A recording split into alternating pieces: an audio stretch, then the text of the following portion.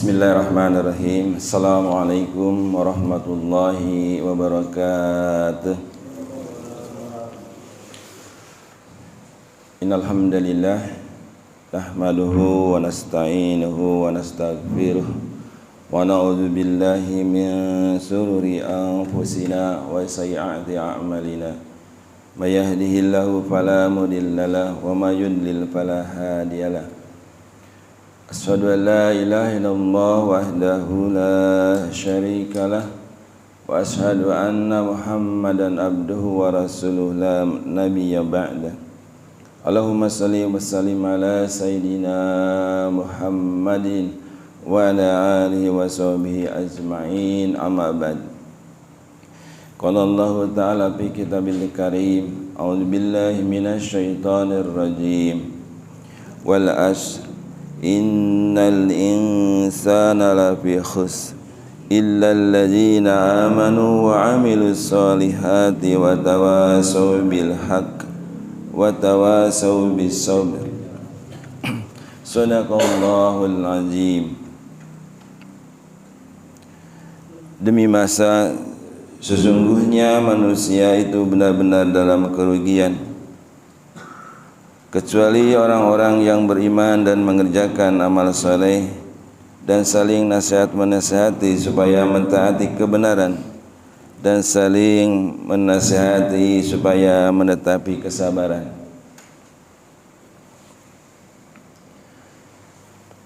Yang kami muliakan, yang kami hormati seluruh jajaran DKM Masjid Anas, yang berbahagia jamaah salat subuh, marilah kita senantiasa panjatkan puja dan puji syukur kehadirat Allah Subhanahu wa taala atas limpahan nikmat yang Allah berikan kepada kita. Alhamdulillah, pada pagi hari ini kita masih diberikan nikmat sehat, nikmat iman, serta kesempatan dan kemampuan untuk menjalankan salah satu kewajiban kita, yaitu beribadah kepada Allah Subhanahu wa taala, melaksanakan salat subuh, dan alhamdulillah kita telah laksanakan secara berjamaah di tempat yang mulia ini. Selawat serta salam mari kita sanjungkan ke baginda Nabi Muhammad sallallahu alaihi wasallam, keluarga dan para sahabatnya yang selalu istiqomah menjalankan sunnah-sunnahnya. Mudah-mudahan kita termasuk di dalamnya dan kelak mendapatkan syafaat yaumil akhir. Jamaah salat subuh yang berbahagia, pada pagi hari ini kita kembali akan membahas terkait dengan bisnis sukses Nabi Muhammad SAW. Sebenarnya materinya cukup panjang dan sengaja mungkin saya selesaikan saja sampai semuanya, baru kita akan kembali ke sirah nabawiyah.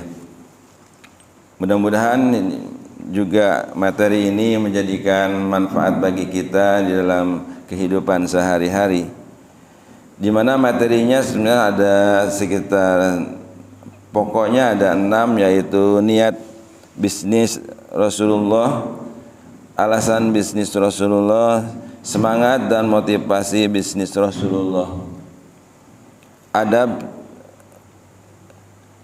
Rasulullah dalam berbisnis, prinsip bisnis Rasulullah, dan terakhir yaitu rahasia suksesnya bisnis Rasulullah. Sebelumnya kita sudah membahas sekitar 2 bab terkait dengan niatnya bisnis Rasulullah dan alasan-alasan bisnis Rasulullah. Saya mengingatkan kembali terkait dengan alasannya Rasulullah dalam berbisnis, yaitu untuk terjaganya dari perkara yang haram, kemudian agar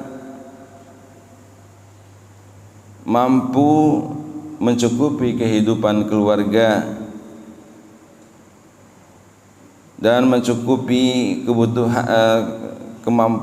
kebutuhan harta, dan tidak ingin melakukan minta-minta. Kemudian agar mampu mencukupi kebutuhan keluarga, dapat menyambung silaturahmi dan mendapatkan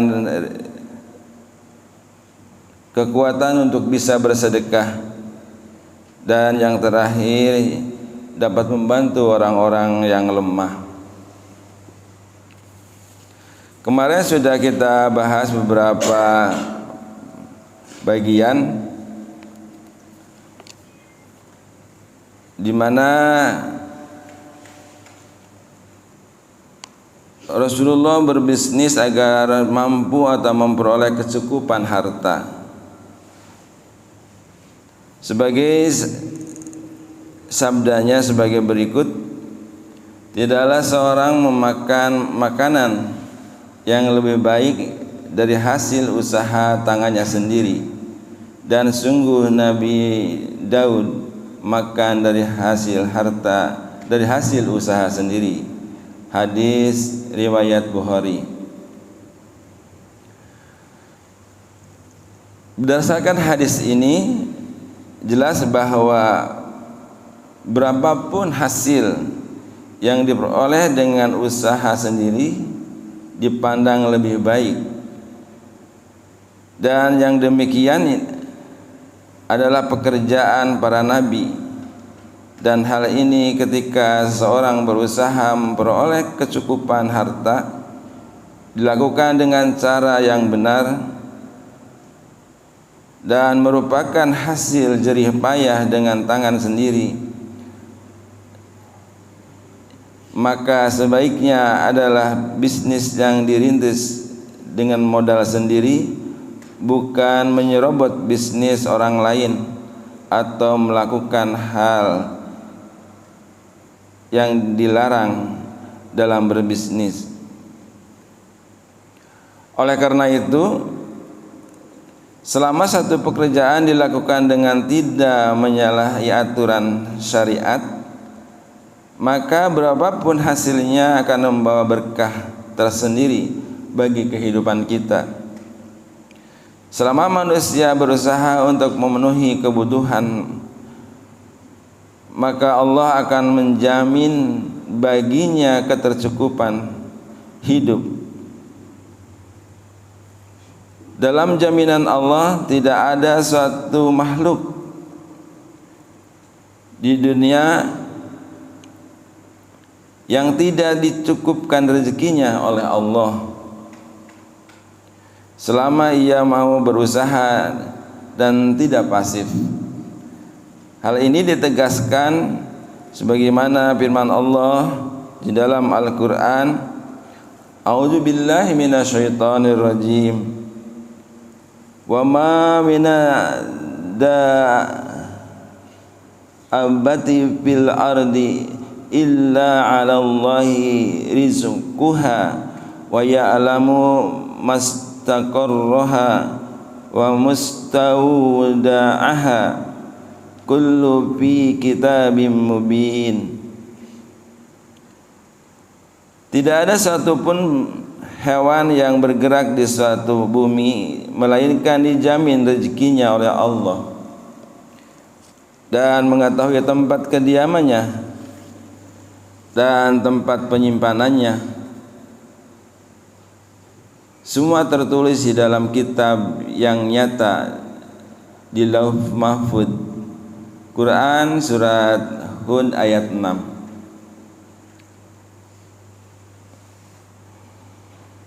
Jamaah yang dirahmati Allah, oleh karena itu sebagai utusan Allah, Nabi Muhammad SAW yang membawa risalahnya dan menjadi teladan bagi umat manusia, Rasulullah SAW tentu sangat menjunjung tinggi prinsip sebagaimana diisyaratkan dalam kedua ayat tersebut. bahwa selama makhluk berkenan untuk berusaha, maka Allah Subhanahu wa taala akan memberikan hasil atas apa yang diusahakannya. Namun apabila ada seorang yang hanya mengumpat dan enggan bergerak untuk mencari rezeki, maka ia tidak akan memperoleh apapun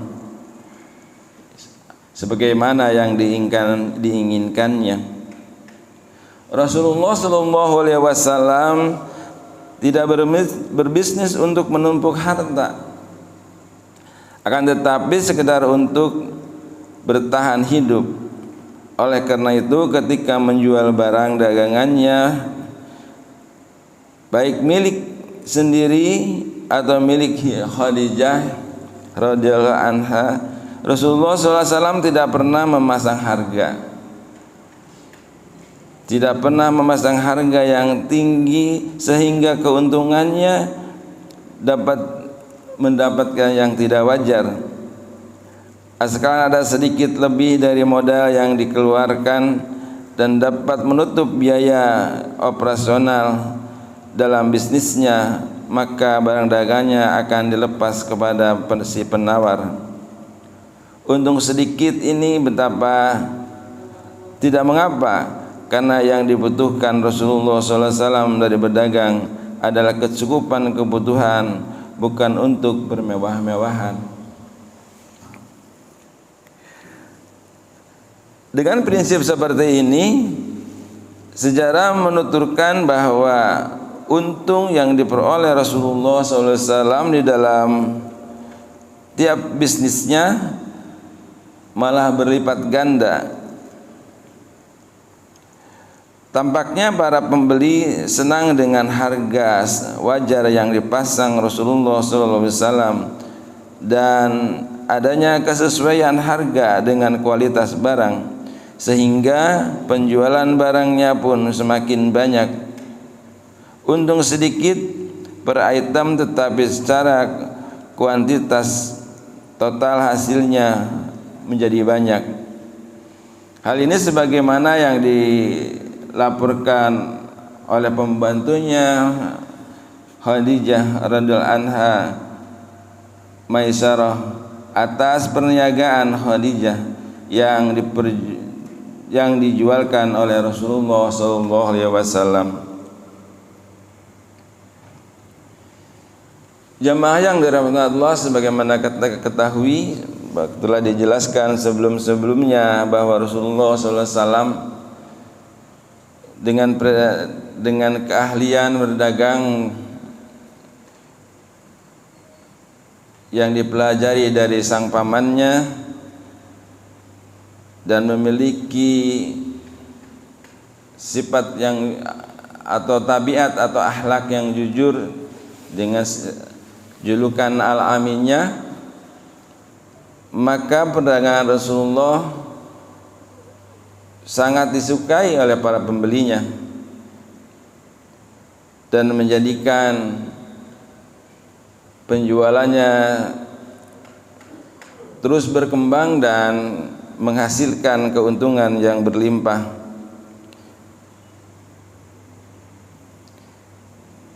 Hal ini bahkan dengan prinsip bisnis yang hanya mencari kecukupan rezeki ini, Rasulullah SAW bahkan dapat memberikan mahar kepada Siti Khadijah ketika mau melamar atau mau menikahinya.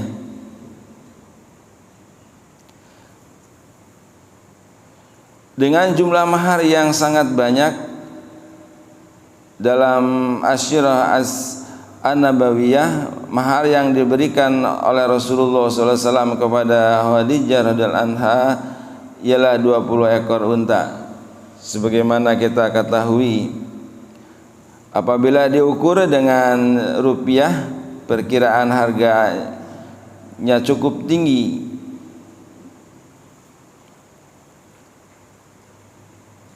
Maka kalau dirupiahkan saat ini mungkin sekitar 500 juta, jumlah yang cukup sangat banyak dan cukup besar. Berdasarkan informasi ini, betapa hikmah yang dapat kita ambil dari prinsip bisnis Rasulullah SAW ini yang didirikan di atas untuk memperoleh kecukupan hidup. Di antaranya, pertama, ketika seseorang berbisnis, kita tidak diarahkan oleh hawa nafsunya, maka ia akan memperoleh ketenangan dalam berbisnis yang mengarahkan pada kestabilan pendapatan. Berbeda dengan seseorang yang terlalu bernafsu dalam berbisnis, misalnya dengan jor-joran dalam penjualan atau iklan dan promosi di awal, maka tidak lama ia akan seperti motor yang kehabisan bahan bakar. Belum paham betul geliat pasar, modal yang dimiliki sudah mulai menipis. Akibat dengan jor-jorannya ingin mengejar profit yang berlimpah secara cepat. Kemudian dengan mengedepankan alasan asalkan tercukupinya harta, maka seseorang tidak sembarangan memasang harga jual barang. Selama masih ada keuntungan, barang dagangan akan dilepas, meskipun keuntungan itu hanya sedikit. Inilah prinsip dagang yang juga biasa diterapkan oleh perusahaan besar. Mereka bahkan rela hanya mendapat keuntungan di bawah 5% saja, sehingga secara kuantitas penjualan barang pun menjadi banyak. Ini adalah model usaha yang sering kita jumpai, bahwa yang dicari bukan kelebihan atau besarnya keuntungan dari perbedaan antara modal dan harga jual, akan tetapi besarnya volume yang dapat dilepas ke pasar hingga menutup seluruh pasar-pasar dan mengakibatkan dapat terkenalnya barang-barang di seluruh masyarakat dan menjadikan kebutuhan masyarakat, sehingga kita bisa melihat contoh seperti misalkan barang-barang yang harganya cuma 1.000 tetapi mampu menutup seluruh pasar di seluruh Indonesia. Misalnya yang seperti dikenal oleh masyarakat, yaitu kopi. Saat ini berbagai macam jenis kopi, ada kopi saset yang Rp500 barangkali. Kalau di daerah yang namanya kopi raskin, sampai dijuluki kopi raskin, karena harganya cuma Rp500 satu saset.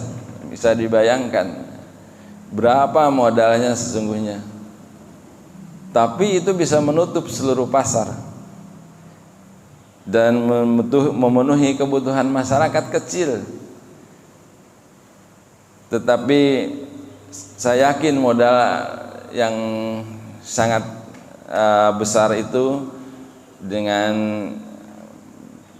keuntungan yang tipis, tapi karena volume yang besar, akhirnya perusahaan bisa meraih keuntungan yang besar. Kenapa saya bisa sampaikan seperti itu? Karena sampai saat ini barang tersebut masih beredar, berarti produksi terus. Itu barangkali yang mungkin dapat kita menjadikan pelajaran bagaimana usaha kita akan menjadi besar, salah satunya dengan cara seperti itu. Kemudian bisnis cara yang lain adalah mendirikan di atas tujuan untuk mencukupi penghasilan, juga akan mencegah seseorang dari dikendalikan oleh pasar, tetapi malah mampu mengatur pasarnya sendiri. Hidup pebisnis yang seperti ini cenderung akan tenang, sehingga prinsip pun tidak sampai melalaikan dari kewajiban beribadah dan melaksanakan tugas-tugas sebagaimana selama makhluk di hadapan Allah Subhanahu wa taala berdagang. Sehingga kondisi tubuh menjadi drop atau bahkan jatuh pada berbagai kemudaratan yang lebih besar. Bisnis yang bertujuan untuk mendapatkan kecukupan adalah bisnis yang humanis, bekerja dengan sebenarnya, bukan dikerjai oleh pekerjaan.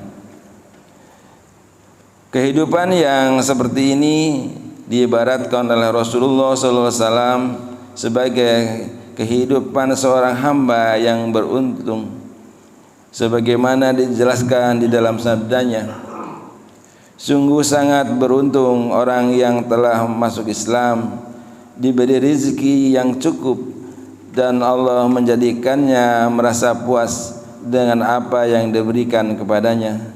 Hadis riwayat Muslim. Jamaah yang dirahmati Allah, bisnis Rasulullah juga mengajari kita bagaimana agar usahanya sebagaimana tadi adalah untuk mencukupi kehidupan hidupnya, dan hidupnya bukan karena minta-minta kepada orang lain. Minta-minta itu atau pengemis adalah perbuatan yang sangat hina, baik dalam pandangan masyarakat secara umum maupun dalam pandangan Islam. Oleh karena itu, bekerja atau bisnis adalah usaha salah satu cara untuk hidup tanpa minta-minta.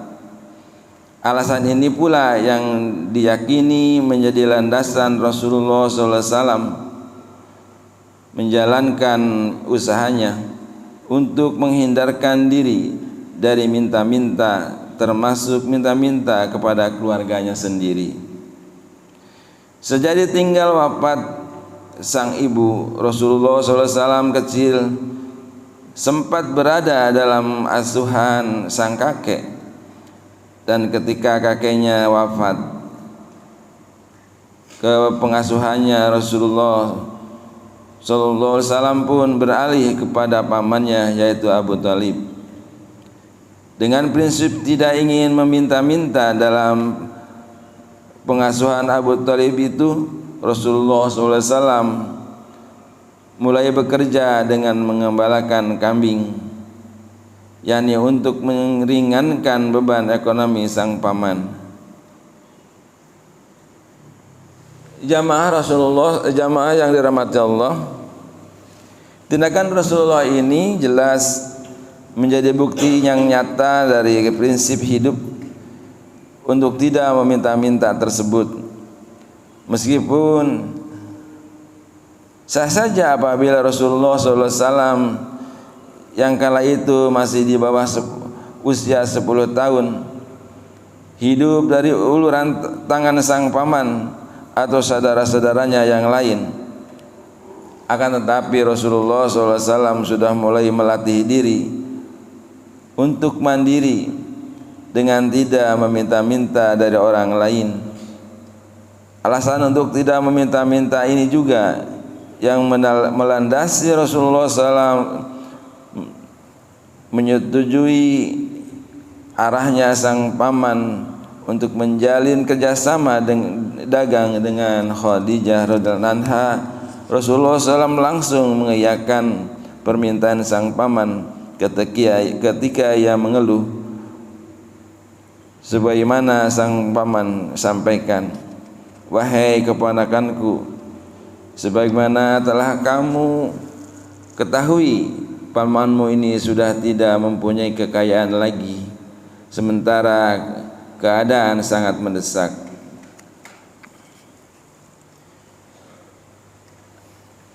Itulah yang dilakukan oleh Rasulullah sallallahu alaihi wasallam di dalam hidupnya. Sebagaimana kemarin disampaikan oleh Ustaz Rahmat Sobari bahwa akhlak Rasulullah sallallahu alaihi wasallam memang sudah dibentuk dari sejak kecil. Makan dari makanan yang halal dan thayyiban, yaitu dari upayanya sendiri. Sangat terhina apabila dia minta-minta, maka dia tidak lakukan untuk menjalankan hidup atau makan dengan cara minta-minta. Kebersihan hati itu pula lah yang dimiliki oleh Rasulullah sallallahu alaihi wasallam, menghormati orang yang lebih tua, dan sang paman Abu Thalib adalah pengganti dari orang tuanya, dan menganggapnya Rasulullah sang paman adalah pengganti orang tuanya, maka dia sangat hormat kepadanya. Oleh karena itu, apa yang disampaikan oleh sang paman ini, Rasulullah SAW langsung mengiyakannya. Itu adalah juga bagian dari hormatnya atau menghormati sang paman tersebut. Sebagaimana juga yang disampaikan di sini bahwa bisnis Rasulullah ketika itu tidak hanya untuk memenuhi kebutuhan hidupnya, akan tapi juga untuk menyelamatkan kondisi terpuruk sang paman sebagaimana tergambar dalam keluh kesahnya, karena tidak ingin sampai hidup dengan meminta-minta tadi, dan tidak rela apabila sang paman yang mengasuhnya sejak kecil jatuh dalam keterpurukan ekonomi atau bahkan sampai meminta-minta. Rasulullah SAW semakin gigih dalam berbisnis, yang sebelumnya hanya menjual sedikit barang dagangan dari sang paman, mulailah dia menjalin dengan rekan dagang yang lain, sehingga barang dagangan yang dibawa pun semakin banyak. Saking artinya Rasulullah SAW terhadap hidup dari minta-minta, saking antinya Rasulullah SAW terhadap hidup dari minta-minta, baginya pekerjaan yang hasilnya tidak seberapa pun itu lebih mulia ketimbang mendapatkan uang dari hasil minta-minta kepada orang lain. Bagi Rasulullah SAW, seorang yang menjual kayu bakar yang diperoleh dari gunung lebih mulia di hadapan Allah ketimbang minta-minta. Ini juga digambarkan dengan sabdanya Rasulullah SAW, sesungguhnya jika ada salah seorang dari kalian mengambil tali lalu pergi ke gunung untuk mencari kayu bakar, kemudian ia pulang dengan memikul kayu, seikat kayu saja, kayu bakar di punggungnya, lalu dijual, sehingga dengan itu Allah menjaga wajahnya atau kehormatannya, maka ia lebih baik daripada ia meminta-minta kepada manusia, baik diberi maupun ditolak. Hadis riwayat Bukhari.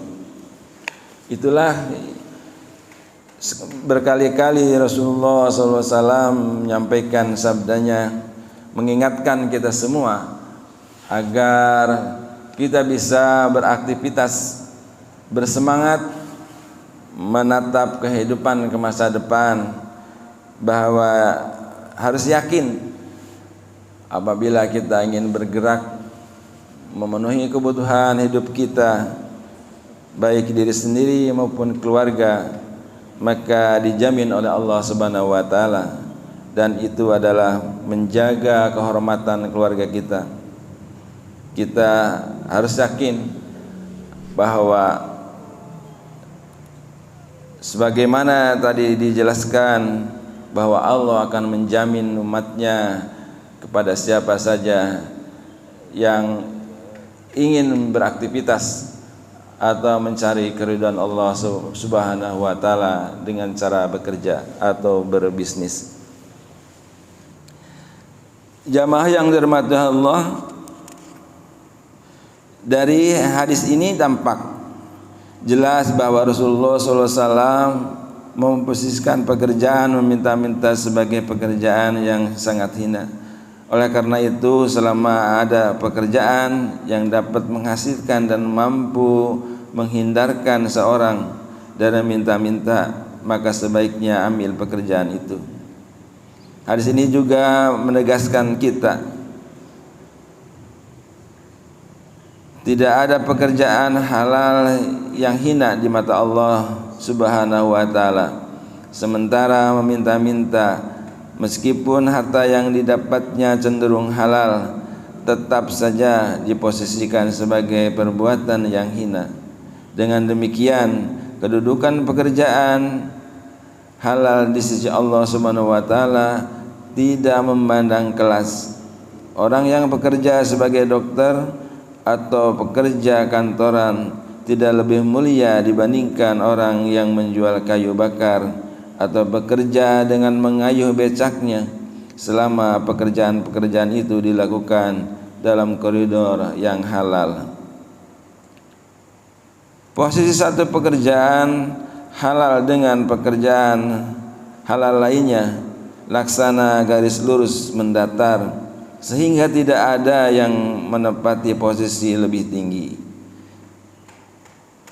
Salah kaprah apabila ada orang yang memposisikan satu pekerjaan halal dengan pekerjaan halal lainnya dalam urutan garis tegak, sehingga ada pekerjaan yang lebih tinggi dan ada pekerjaan yang lebih rendah. Bagi Rasulullah SAW, selama pekerjaan halal ini mampu menjauhkan seseorang dari meminta-minta, maka pekerjaan itu adalah mulia di sisi Allah Subhanahu wa taala. Saking tidak sukanya dengan pekerjaan atau kebiasaan minta-minta, Rasulullah SAW banyak hadis yang menjelaskan betapa buruknya perilaku tersebut. Bahkan pada beberapa ayat dijelaskan bahwa orang yang gemar minta-minta selama hidupnya kelak akan berhadapan atau menghadap Allah Subhanahu wa taala dengan wajah tanpa daging. Bisa kebayang ya, menghadap Allah tanpa daging. Di antara hadis yang ditegaskan sikap Nabi Muhammad SAW yang anti dengan sikap meminta-minta adalah sebagai berikut. Barang siapa minta-minta kepada orang lain padahal ia tidak sedang dalam kebutuhan mendesak disebabkan musibah yang ia derita, maka seakan-akan ia makan bara api. Hadis Bukhari.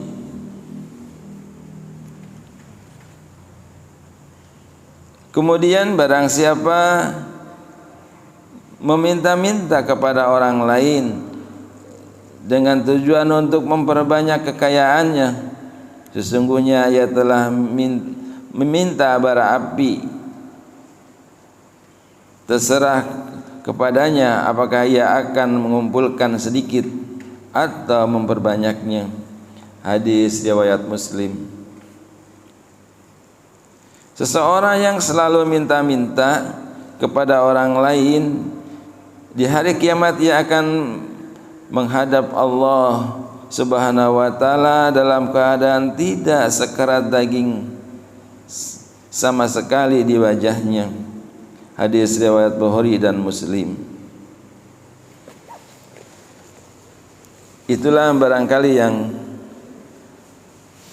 menjadikan peringatan juga buat kita semua bahwa Sesungguhnya Rasulullah SAW mengingatkan kita untuk menjadi orang yang energik, orang yang semangat di dalam hidup, memelihara kesehatan agar kita selalu bisa beraktivitas mencari ridho Allah SWT dengan bekerja.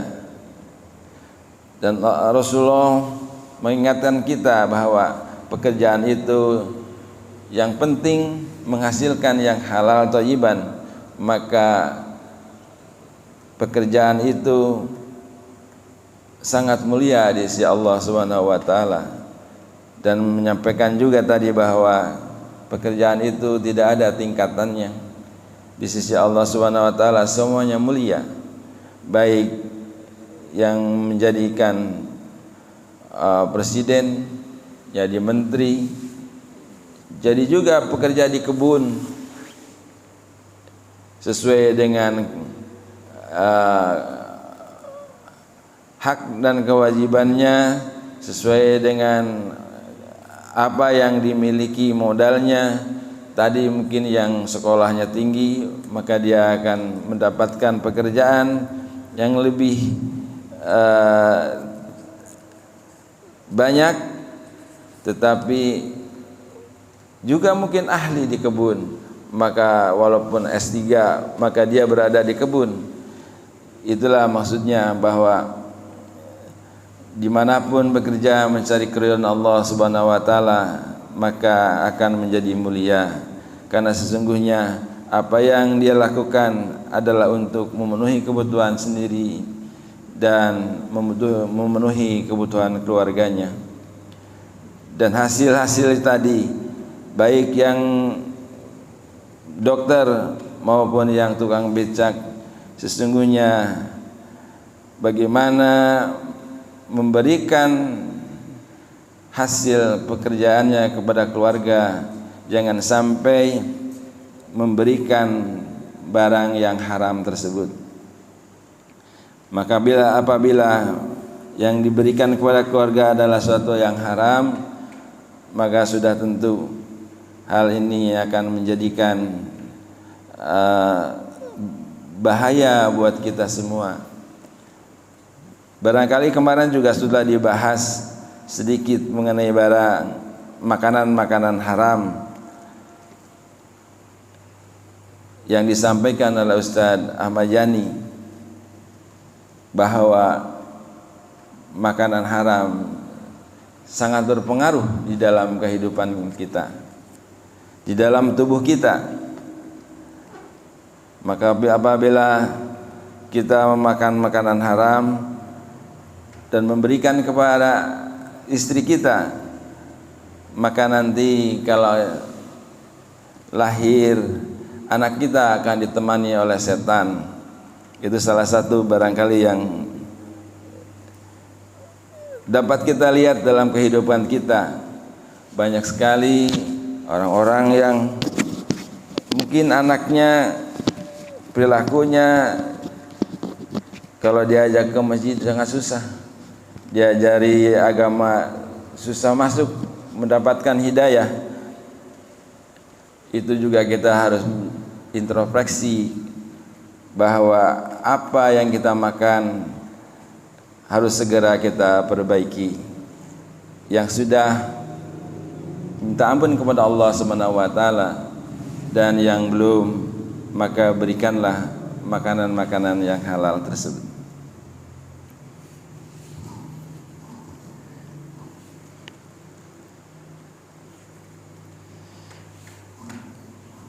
Jamaah yang dirahmati Allah, kembali lagi bahwa melalui bisnis Rasulullah tidak pernah meminta-minta tadi kepada orang lain. Permintaan hanya dialamatkan kepada Allah Subhanahu wa taala saja. Prinsip ini pun dipegang teguh oleh keturunan Rasulullah sallallahu alaihi wasallam, sebagaimana yang digambarkan di dalam kisah Sayyidah Fatimah Al-Zahra radhiyallahu anha ketika kehabisan bahan makanan di rumahnya.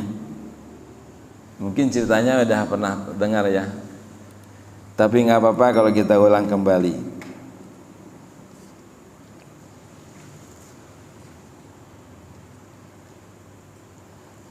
Dikisahkan suatu hari Ali bin Abi Thalib radhiyallahu anhu pulang ke rumah lebih awal, padahal biasanya ia pulang setelah asar. Sayyidah Fatimah pun menyambut kepulangan suaminya itu dengan gembira seperti biasanya. Ternyata Ali bin Abi Thalib radhiyallahu anhu pulang tanpa membawa apa-apa. Ia bahkan tidak membawa uang sepeser pun dari hasil kerjanya. Ali bin Abi Thalib pun tampak merasa bersalah kepada sang istri karena ia tidak bisa memberikan nafkah pada hari itu. Namun demikian, Sayyidah Fatimah berkata, "Tidak apa-apa wahai suamiku, bukanlah rezeki itu sudah diatur dan bukan kita yang mengaturnya."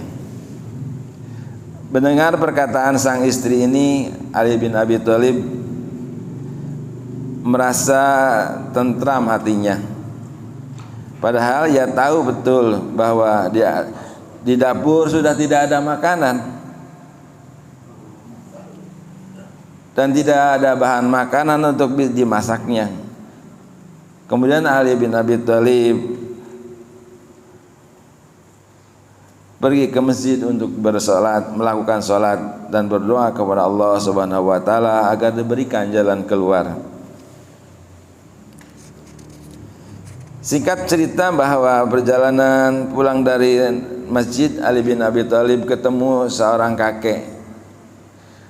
"Wahai anak muda, apakah benar engkau adalah Ali bin Abi Thalib?" "Ya," kata Ali bin Abi Thalib. "Dari mana engkau tahu namaku?" Timpal Ali bin Abi Thalib, "Dulu ayahmu pernah aku minta membersihkan kulit unta, tetapi aku belum memberikan upahnya. Sekarang aku akan memberikan upah itu kepadamu selaku ahli warisnya." Sambil merogoh saku jubahnya, orang tua itu kemudian mengeluarkan uang sebanyak 30 dinar. Lantas uang itu diberikan kepada Ali bin Abi Thalib.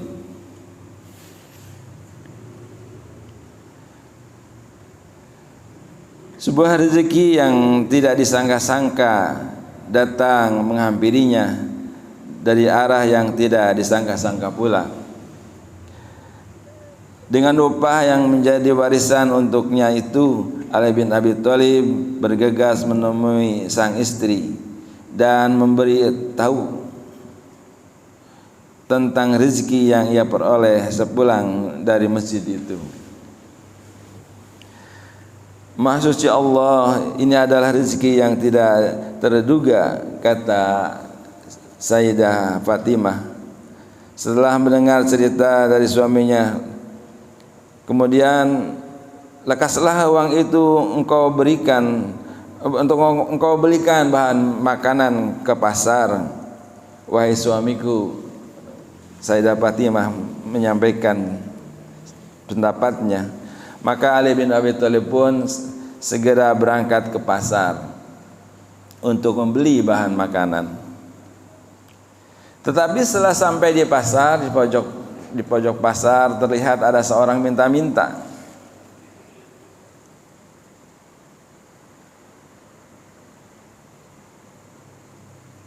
Kemudian Abi Thalib berpikir,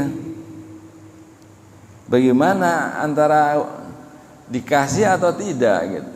Orang yang minta-minta tersebut, bahwa uang yang 30 dinar tadi istrinya minta untuk membelikan makanan.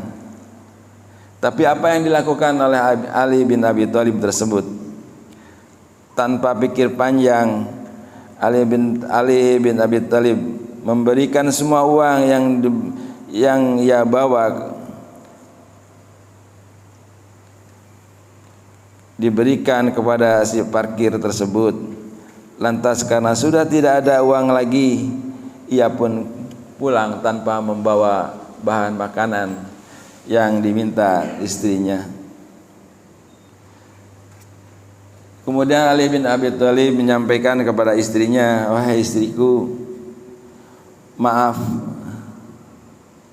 tidak bisa membawakan bahan makanan sebagaimana yang kau minta, karena tadi di pasar uangnya aku berikan kepada orang yang fakir yang sedang minta-minta dan membutuhkan bahan makanan." Sebagai anak dari seorang terpilih, mendengar penuturan sang suami, Siti Sayyidah Fatimah pun bukannya marah, melainkan tersenyum lebar sembari memandang wajah suaminya. "Tidak apa-apa wahai suamiku, jika aku yang mendapati kejadian seperti ini, tentu aku pun akan melakukan sebagaimana yang dilakukan oleh engkau. Bukankah bersedekah itu lebih baik ketimbang bakhil?" Itulah pelajaran yang mungkin kita mengingat lagi yang kita dengar kemarin ya, bahwa begitulah hati-hati yang dimiliki oleh orang-orang yang terdekat dengan Rasulullah tersebut, bahwa dia akan bersabar walaupun tanpa ada makanan di rumah, atau bersabar dengan segala ujian yang diberikan Allah Subhanahu wa taala, tetapi dia tetap ingin berbuat baik kepada orang lain. Itulah barangkali yang menjadikan pelajaran pada kita pada pagi hari ini, bahwa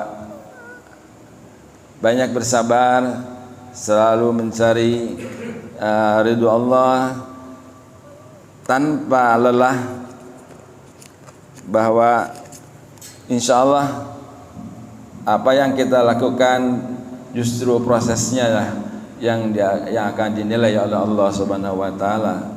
Bahkan dengan secara tidak disangka-sangka kita berkeyakinan bahwa segala yang kita butuhkan sesungguhnya Allah akan mencukupinya. Terbuktilah kita sampai pada hari ini, sejak kecil sampai besar kita berupaya segala sesuatu yang tidak sadar apa yang kita lakukan, selalu meminta tetapi Allah tidak memberikan sebagaimana yang kita minta. Tetapi pada hari ini semua yang kita minta barangkali sudah ada dan dipenuhinya. Itu saja yang dapat kami sampaikan pada pagi hari ini. Mudah-mudahan bermanfaat buat kita semua. Mari kita tutup pertemuan pada pagi hari ini dengan doa kafarat majelis. Subhanaka Allahumma wa bihamdika asyhadu an la ilaha illa anta astaghfiruka wa atubu ilaik. Yang salah adalah dari diri saya mohon maaf kepada seluruh jamaah, dan kami mohon ampun kepada Allah Subhanahu wa taala. Billahi taufiq wal hidayah. Assalamualaikum warahmatullahi wabarakatuh.